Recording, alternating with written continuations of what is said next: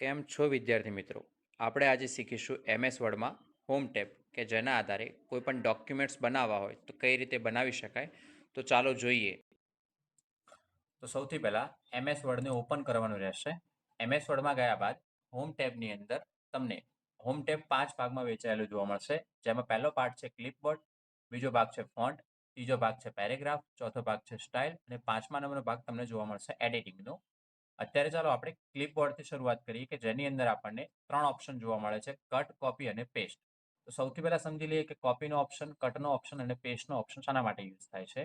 તો અહીંથી આપણે કોઈ પણ લખાણ પહેલા ટાઈપ કરી દઈએ. અત્યારે વર્ડની અંદર ચાલો આપણે સૌથી પહેલા સમજી લઈએ કોપીના ઓપ્શનને. કોપીનો ઓપ્શન છે કે કોઈ એક શબ્દને વારંવાર લખવાનું થાય ત્યારે એ શબ્દને વારંવાર લખવા માટે મહેનત ના કરવી પડે. તેના માટે એ શબ્દને કોપી કરીને પેસ્ટ કરાવવાથી એ શબ્દની એકસાથે ઘણી બધી નકલો બનાવવી હોય તો બનાવી શકાય છે. તો સૌથી પહેલા કોપી કરવા માટે જે પણ શબ્દ હોય કે જે પણ સેન્ટેન્સ હોય તેને સિલેક્ટ કરવાનું રહેશે. સિલેક્ટ કર્યા બાદ કોપીના ઓપ્શનમાં જવાનું રહેશે. કોપીના ઓપ્શન ઉપર ક્લિક આપ્યા બાદ જે પણ જગ્યાએ તે શબ્દને ફરીથી લખવાનો હોય એ જગ્યાએ ગયા બાદ અહીંથી પેસ્ટના ઓપ્શન ઉપર ક્લિક આપવાનું રહેશે. પેસ્ટ ઉપર ક્લિક આપ્યા બાદ એ શબ્દની નકલ બીજી વાર તૈયાર થઈને તમને જોવા મળશે. એવી જ રીતે કટનો ઓપ્શન શાના માટે યુઝ થાય છે તો કે કોઈ પણ લખાણ કોઈ જગ્યાએ ભૂલથી લખાઈ ગયું હોય કાં તો એ જગ્યાએ રાખવાનું ના હોય તો એ લખાણને તમે ત્યાંથી કટ કરીને કોઈ બીજી જગ્યાએ લઈ જવું હોય તો લઈ જઈ શકાય છે. તો સૌથી પહેલા કોપીની જેમ જ જે પણ લખાણને બીજી જગ્યાએ લઈ જવાનું હોય એ લખાણને સિલેક્ટ કરવાનું રહેશે. લખાણને સિલેક્ટ કર્યા બાદ કટના ઓપ્શન ઉપર ક્લિક આપવાનું રહેશે. કટના ઓપ્શન ઉપર ક્લિક આપવાથી એ જે લખાણ એ જગ્યાએથી રિમૂવ થઈ જશે અને બીજી જે પણ જગ્યાએ તમે લખાણને લાવવા માંગતા હોય તે જગ્યા પર કર્સર લઈ ગયા બાદ એ લખાણને ત્યાં છોડવા માટે પેસ્ટના ઓપ્શન ઉપર ક્લિક આપવાની રહેશે. આ ત્રણેય ઓપ્શનને તમે કીબોર્ડના આધારે યુઝ કરવા માંગતા હોય તો કોપી માટે શોર્ટકટ કી છે Ctrl+C, કટ માટે શોર્ટકટ કી છે Ctrl+X, જ્યારે પેસ્ટ માટે શોર્ટકટ કી છે Ctrl+V. કોઈ પણ શબ્દને કોપી કર્યા બાદ એને એક કરતા વધારે વાર પેસ્ટ કરવો હશે તો પણ તમે ઇઝીલી એને પેસ્ટ કરી શકશો. હવે એક સાથે ઘણા બધા શબ્દો કોપી કરીને તમે પેસ્ટ કરવા માંગતા હોય ત્યારે તમે ક્લિપબોર્ડના ઓપ્શનને યુઝ કરી શકો છો. ક્લિપબોર્ડના ઓપ્શન ઉપર ક્લિક આપવાથી તમે જે પણ લાસ્ટમાં વર્ડ કોપી કરેલો હશે તે તમને જ્યાં જોવા મળવાનો છે.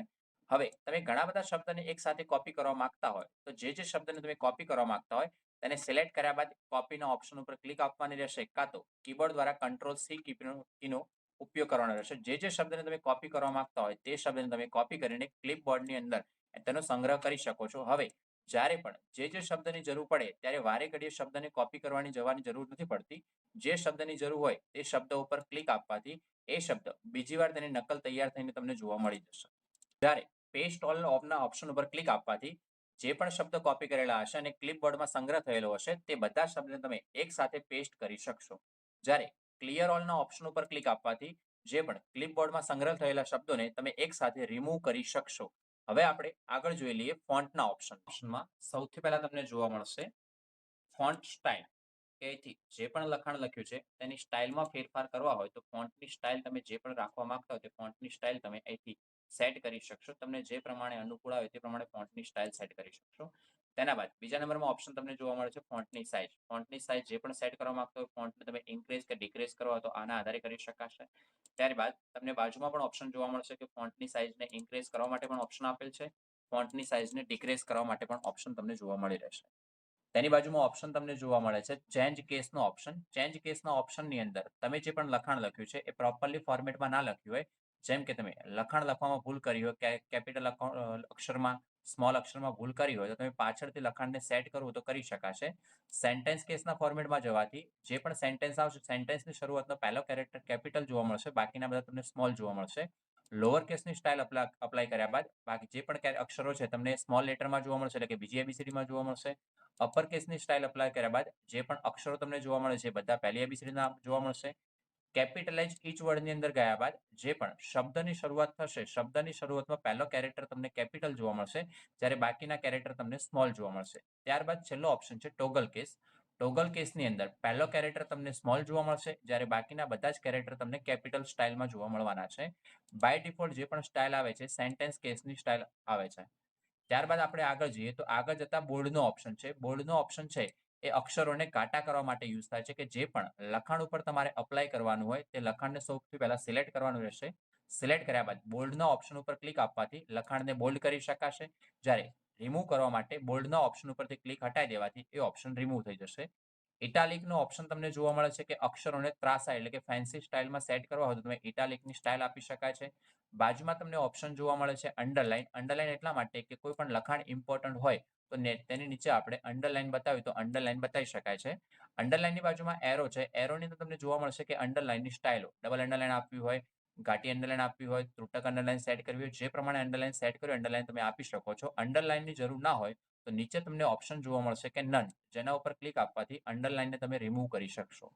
ત્યારબાદ ઓપ્શન તમને જોવા મળશે કે સ્ટ્રાઇક થ્રુ. સ્ટ્રાઇક થ્રુના ઓપ્શનના આધારે તમે જે પણ લખાણ લખ્યું હોય અને લખાણમાં કંઈ ભૂલ હોય અને લખાણને ચેક કરવું હોય તો આપણે અહીંથી ચેકનું સાઇન મૂકી શકાય છે. એને રિમૂવ કરવા માટે અહીંથી સ્ટ્રાઇક થ્રુના ઓપ્શન ઉપરથી ક્લિક હટાવી દેવાથી એ ઓપ્શનને રિમૂવ કરી શકાશે. ત્યારબાદ ઓપ્શન તમને જોવા મળે છે અહીંથી સુપરસ્ક્રિપ્ટ અને સબસ્ક્રિપ્ટ. સુપરસ્ક્રિપ્ટનો ઓપ્શન છે એ કોઈ પણ સ્ટાન્ડર્ડ લખતા હોઈએ, ડેટ નાખતા હોઈએ તેના ફોર્મેટમાં આપણે યુઝ થાય છે. એક્ઝામ્પલ તરીકે અહીંથી મારે ટાઈપ કરવું છે કે 12 તો 12 ની અંદર જે ટીએચ ઉપરના ભાગે આવે છે એ સુપરસ્ક્રિપ્ટના ઓપ્શનના આધારે સેટ થાય છે. સુપરસ્ક્રિપ્ટનો ઓપ્શન બાય ડિફોલ્ટ એક્ટિવ જ હોય છે. જો એક્ટિવ ના હોય તો પાછળથી સેટઅપ કરવું હોય તો જે પણ કેરેક્ટરને ઉપરના ભાગે સેટ કરવા હોય તેને આપણે સુપરસ્ક્રિપ્ટની સ્ટાઇલ આપી શકીએ છીએ. નીચેના ભાગે સેટ કરવા હોય તેને સબસ્ક્રિપ્ટની સ્ટાઇલ આપી શકાય છે. ત્યારબાદ તમને ઓપ્શન જોવા મળશે ટેક્સ્ટ હાઇલાઇટર કે કોઈ પણ લખાણ ઇમ્પોર્ટન્ટ હોય અને કોઈ પણના ધ્યાનમાં જલ્દીથી આવે એના માટે ટેક્સ્ટને આપણે હાઇલાઇટ કરી શકીએ છીએ. તો જે પણ ટેક્સ્ટને હાઇલાઇટ કરવા માંગતા હોય ટેક્સ્ટને સિલેક્ટ કર્યા બાદ હાઇલાઇટરના ઓપ્શનમાં ગયા બાદ તમને અલગ અલગ કલરના ઓપ્શન જોવા મળી રહેશે. જેમાં તમને જે પ્રમાણે અનુકૂળ આવે તે પ્રમાણે તમે કલરને હાઇલાઇટર તરીકે સેટ કરી શકશો. જરૂર ના હોય તો નો કલરના ઓપ્શન ઉપર ક્લિક આપવાથી હાઇલાઇટર રિમૂવ થઈ જશે. તેની બાજુમાં તમને ફોન્ટ કલરનો ઓપ્શન જોવા મળી રહેશે કે જે પણ લખાણ લખ્યું છે તેનો કલર ચેન્જ કરવો હોય તો લખાણનો કલર ચેન્જ કરવા માટે ફોન્ટ કલરના ઓપ્શનને આપણે યુઝ કરી શકીશું. તેમાં તમને જે પણ કલર યોગ્ય લાગે તે કલર સેટ કરી શકાશે. ત્યારબાદ તેની ઉપરના ભાગે તમને ઓપ્શન જોવા મળી રહેવાનો છે ક્લિયર ફોર્મેટિંગ. ક્લિયર ફોર્મેટિંગના ઓપ્શનને યુઝ કરવાથી તમે જે પણ ટેક્સ્ટના ઉપર ફોર્મેટિંગ એટલે કે એડિટિંગ કરેલો છે તે એડિટિંગને એક સાથે રિમૂવ કરી શકાય છે. હવે આપણે ક્લિપબોર્ડના ઓપ્શનની અંદર ફોર્મેટ પેઇન્ટરના ઓપ્શનને બાકી રાખ્યો હતો એટલા માટે કે ફોર્મેટ પેઇન્ટરનો ઓપ્શન છે કે કોઈ પણ ટેક્સ્ટ ઉપર આપણે જે પણ ઇફેક્ટ આપેલી હોય સેમ ટુ સેમ ઇફેક્ટને બીજી કોઈ જગ્યાએ અપ્લાય કરાવી હોય તો ફોર્મેટ પેઇન્ટરના આધારે આપણે અપ્લાય કરી શકીએ છીએ. સૌથી પહેલા ચાલો કે અત્યારે આ જે ટેક્સ્ટ છે ટેક્સ્ટને આપણે હું બોલ્ડ, ઇટાલિક, અંડરલાઇન અને કોઈ ફોન્ટ કલર સેટ કરી દઉં છું. હવે આવીને આવી સ્ટાઇલ મારે બીજા કોઈ ટેક્સ્ટ ઉપર આપવાની હોય તો આની અંદરથી હું કોઈ એક કેરેક્ટરને, એક વર્ડને કે પૂરેપૂરા લખાણને સિલેક્ટ કરીને ફોર્મેટ પેઇન્ટરના ઓપ્શન ઉપર ક્લિક આપીશ. ફોર્મેટ પેઇન્ટરના ઓપ્શન ઉપર ક્લિક આપ્યા બાદ જે પણ ટેક્સ્ટને મારે સેમ ટુ સેમ એની જેવું બનાવવું હોય એટલે કે ફોર્મેટિંગ એના જેવું કરવું હોય એ ટેક્સ્ટને હું સિલેક્ટ કરીશ તો ફોર્મેટ પેઇન્ટર અપ્લાય થઈ જશે. ત્યારબાદ તમને હોમ ટેબની અંદર ઓપ્શન જોવા મળી રહેવાનો છે પેરેગ્રાફનો ઓપ્શન. પેરેગ્રાફના ઓપ્શનની અંદર સૌથી પહેલા તમને ઓપ્શન જોવા મળવાનો છે બુલેટ્સનો ઓપ્શન. બુલેટ્સનો ઓપ્શન છે કે આપણે કોઈ પણ લખાણ છે જેને મુદ્દા વાઇઝ લખેલું હોય તો એની અંદર આપણે કોઈ મુદ્દા સેટ કરવા હોય તો એના માટે આપણે બુલેટ્સ આપી શકાય છે. તો સૌથી પહેલા જે પણ ટેક્સ્ટ હોય જેને મુદ્દા આપવાના હોય તો તેના માટે આપણે સૌથી પહેલા અહીંથી ગયા બાદ બુલેટ્સના ઓપ્શન તમને જોવા મળી રહેશે જેની અંદર જે પણ બુલેટ્સ આપણે સેટ કરવું તે બુલેટ્સના ઓપ્શન ઉપર ક્લિક આપવાથી એ બુલેટ્સ અપ્લાય થઈ જશે.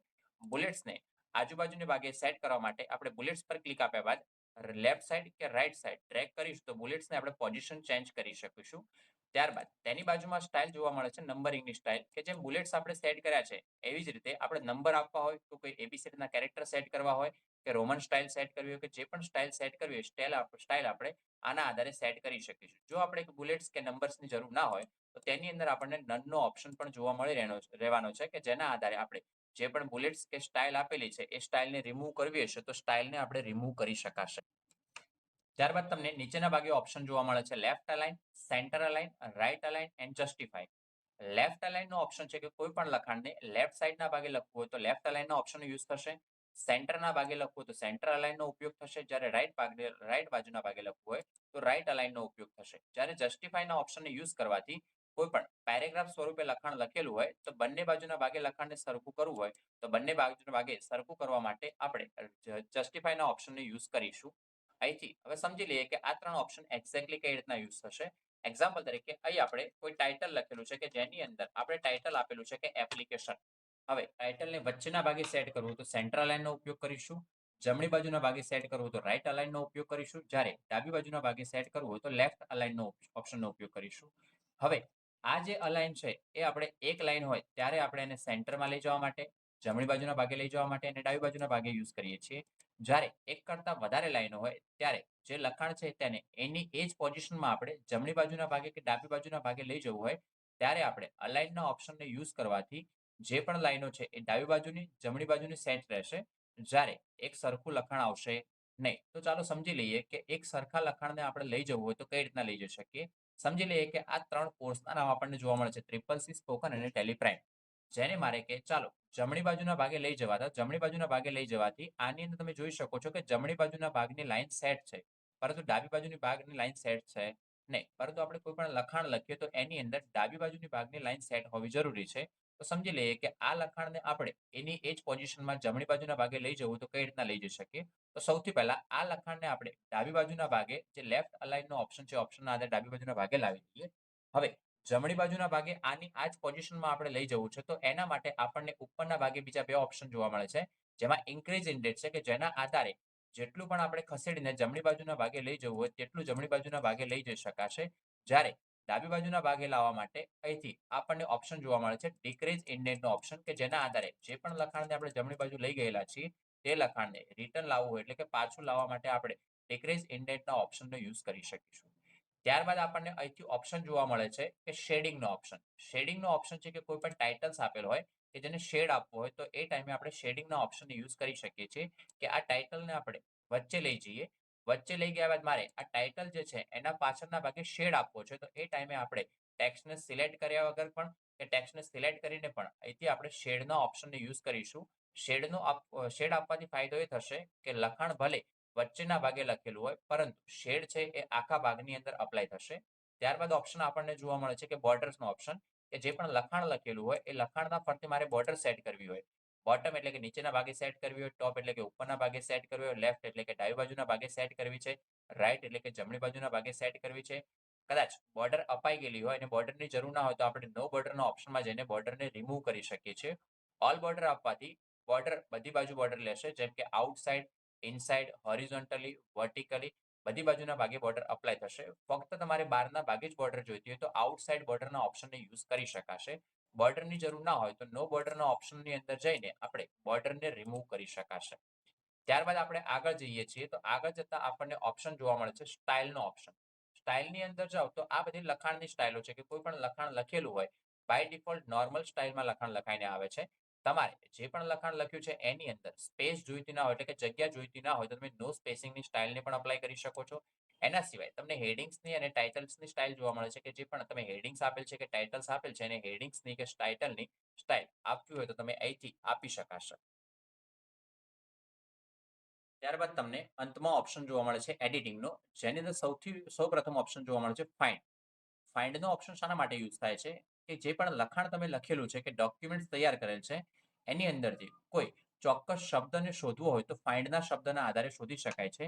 ફાઇન્ડના ઓપ્શન ઉપર ક્લિક આપવાથી આપણને એક ડિસ્પ્લે જોવા મળે છે જેની અંદર જે પણ શબ્દને તમે ફાઇન્ડ કરવા માંગતા હોય એક્ઝામ્પલ તરીકે મારે કેન નામના શબ્દને ફાઇન્ડ કરવો છે તો કેન શબ્દ ત્યાં ટાઈપ કરવાથી ડોક્યુમેન્ટ્સની અંદર જ્યાં પણ કેન લખેલું હશે તે ટેક્સ્ટ હાઇલાઇટ થશે અને તમને રિઝલ્ટ મળી જશે કે અહીં આપણને જોવા મળે છે કે ડોક્યુમેન્ટ્સની અંદર 3 જગ્યાએ આપણને કેન શબ્દ જોવા મળે છે અને આપણને રિઝલ્ટમાં પણ શો કરે છે કે 3 જગ્યાએ આપણને કેન લખેલું જોવા મળ્યું છે.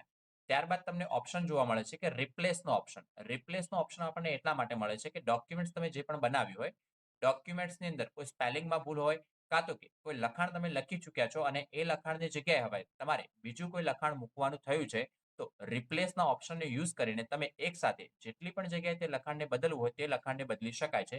રિપ્લેસના ઓપ્શન ઉપર ક્લિક આપવાથી જે પણ લખાણને તમે બદલવા માંગતા હોય તે લખાણને ઉપર લખવાનું રહેશે. દાખલા તરીકે મારે કેનની જગ્યાએ બીજો કોઈ અધર વર્ડ મૂકવાનો થયો છે તો અહીંથી આપણે ઉપર કેન નાખીશું જ્યારે રિપ્લેસ વિથની અંદર જે પણ શબ્દ નાખવા માંગતા હોય એક્ઝામ્પલ તરીકે અત્યારે મારે ત્યાં ટાઈપ કરવું છે કે એબીસી તો ત્યાં એબીસી ટાઈપ કરવાનું રહેશે. એબીસી ટાઈપ કર્યા બાદ તમને નીચે ઓપ્શન જોવા મળે છે કે રિપ્લેસ ઓલ.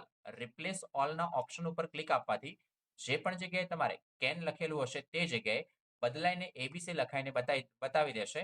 તમને ડોક્યુમેન્ટ્સની અંદર જોઈ શકો છો કે જ્યાં જ્યાં કેન લખેલું હતું તે જગ્યાએ તમને હવે એબીસી લખાઈને જોવા મળે છે. ત્યારબાદ તમને ઓપ્શન જોવા મળે છે સિલેક્ટનો ઓપ્શન. સિલેક્ટ એટલે કે લખાણને પસંદ કરવા માટે તમારે જેટલું પણ લખાણ પસંદ કરો તમે પસંદ કરી શકો છો. માઉસના આધારે મેન્યુઅલી આપણે ચૂઝ કરી શકીએ છીએ પણ સિલેક્ટની અંદર તમે જશો તો સિલેક્ટની અંદર ઓપ્શન તમને જોવા મળે છે સિલેક્ટ ઓલ. સિલેક્ટ ઓલ માટે શોર્ટકટ કી આપણને આપેલી છે Ctrl+A. સિલેક્ટ ઓલ એટલે કે બધા લખાણને તમારે એકસાથે સિલેક્ટ કરાવવું હોય, માઉસની કીને આધારે તમારે યુઝ ના કરવું, કાં તો ઘણા બધા પેજ હોય, 10 પેજ, 20 પેજ, 50 પેજ હોય, તો કે તમારે માઉસથી મેન્યુઅલી સિલેક્શન કરાવવા ના જવું હોય, તો સિલેક્ટ ઓલના ઓપ્શનને યુઝ કરીને તમે પૂરેપૂરા લખાણને એકસાથે સિલેક્ટ કરી શકો છો. સિલેક્ટ ઓલના ઓપ્શન ઉપર ક્લિક આપવાથી જેટલું પણ લખાણ તમારું ડોક્યુમેન્ટ્સમાં તૈયાર હશે, એ બધા લખાણને તમે એકસાથે સિલેક્ટ કરી શકશો. સિલેક્ટ ઓલ કરવા માટે તમે કીબોર્ડ દ્વારા Ctrl+A કીનો પણ યુઝ કરી શકો.